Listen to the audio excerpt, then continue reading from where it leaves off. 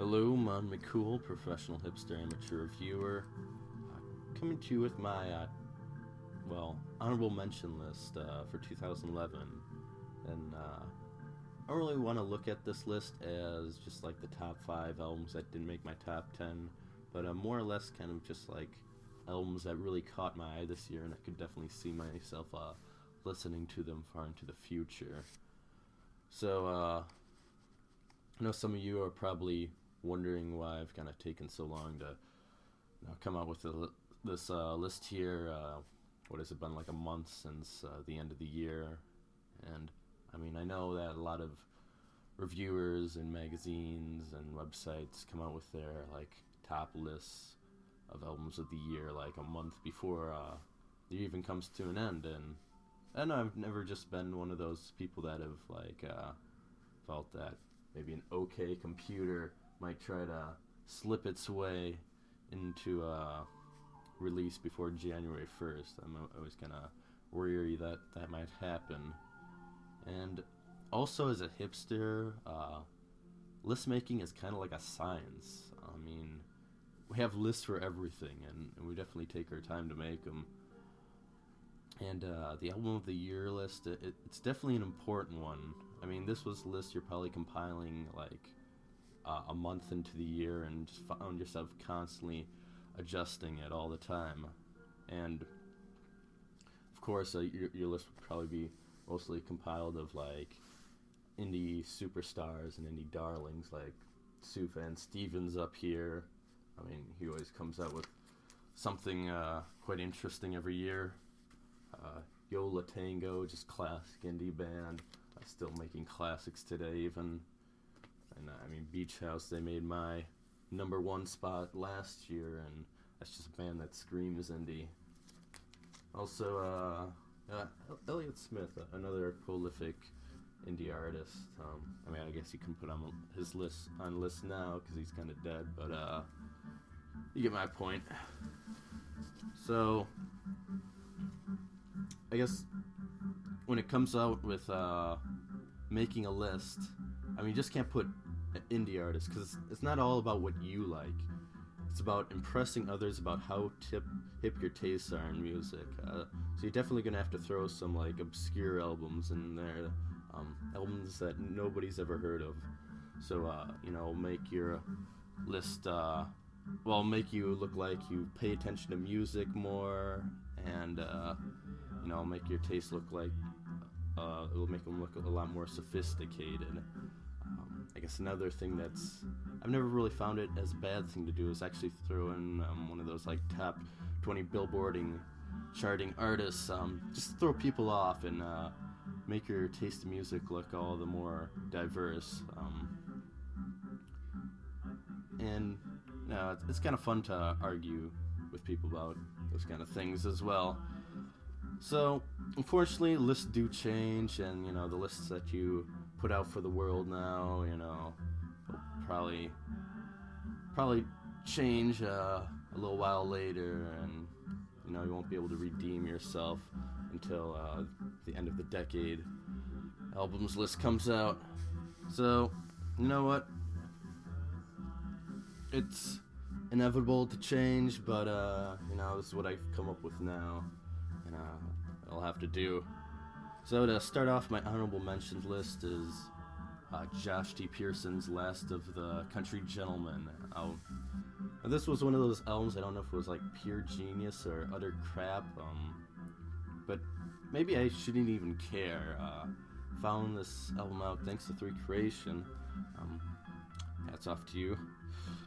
And ended up taking my first listen to the album actually like the day I broke up with my ex-girlfriend, and found it to be a quite emotional experience listening to this album in that time period. So I kind of questioned whether it was that great because I already was in the state of heartbreak. But even today when I listen to Last of the Country Gentlemen, I kind of choke up, and I gotta congratulate anyone who can tear at my heart with just his guitar, a backing violin, and his sorrows.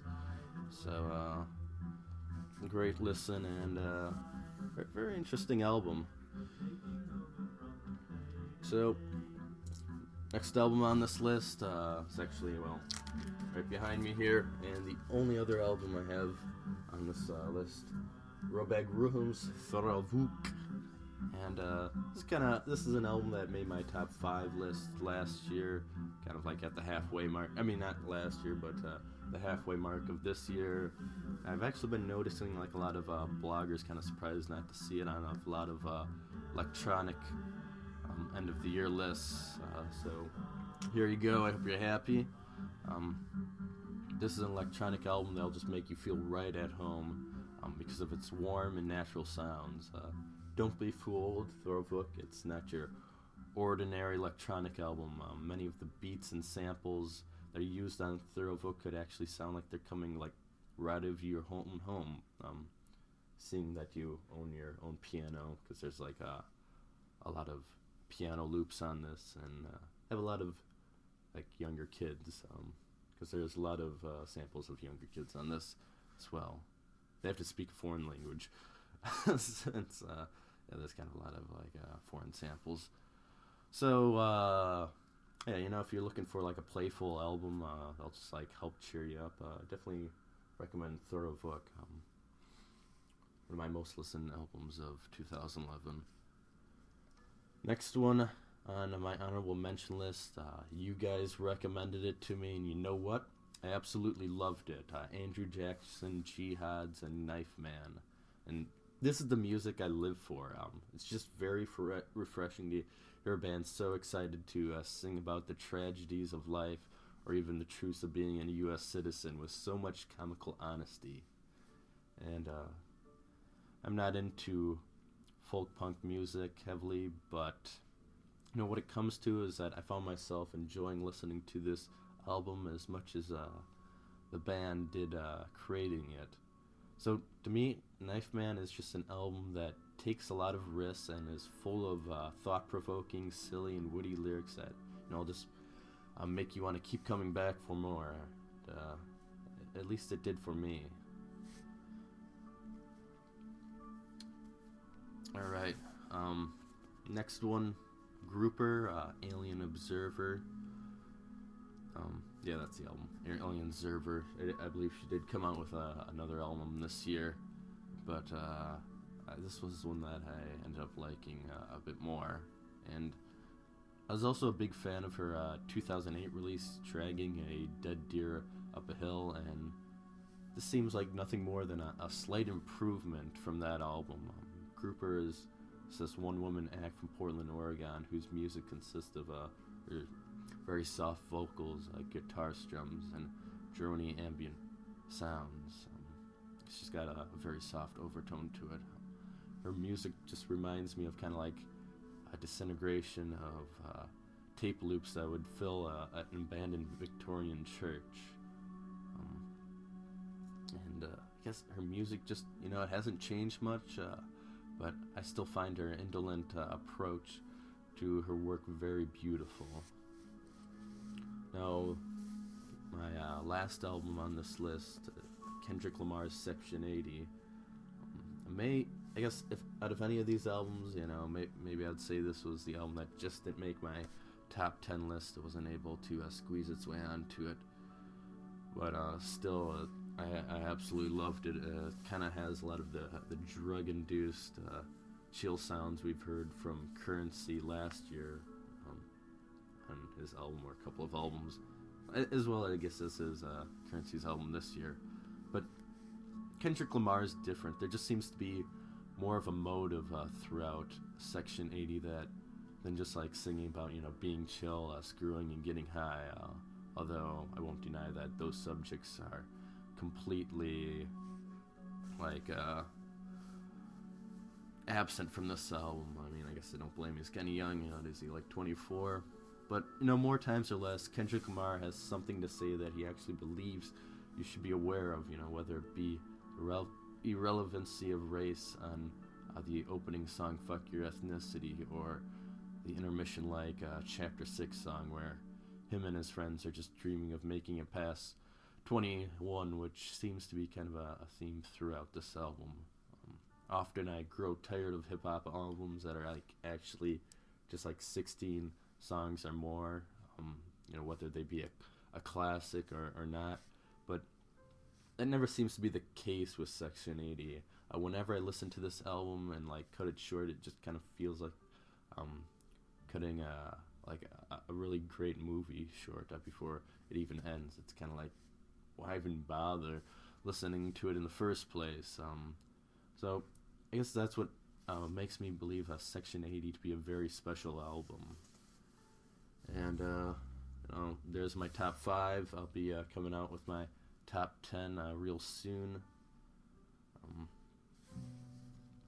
I just want to thank all of the great reviewing sites like Pitchfork, Fact Mag, Resident Advisor, All Music Guide, just for your great reviews and recommendations all year long. I know you guys come out with great lists all the time, and I really appreciate that. Of course, I'd also like to thank all the great YouTube reviewers on the internet. I wouldn't be reviewing if it weren't for you guys and the fans, so I'm going to make sure to put... I know a lot of you already made your videos for your list, so I'll make sure to put them on the bottom so people can see a second opinion out there. I don't know, some may think I have the most perfect opinions on music, but there's a lot of great music in 2011, and sure there's a lot more other recommendations out there as well. So I'll make sure to put your guys' Skipping Boy, Musical Inquirer, I Got Metal Reviewers, and make sure to put your videos, top 10 lists in the bottom description, drop box. So yeah, feel free to give me your honorable mentions or whatever, or favorites from 2011. This video's probably been going on a little while, but thanks for tuning in, and take care. Hope you enjoyed this year as much as me.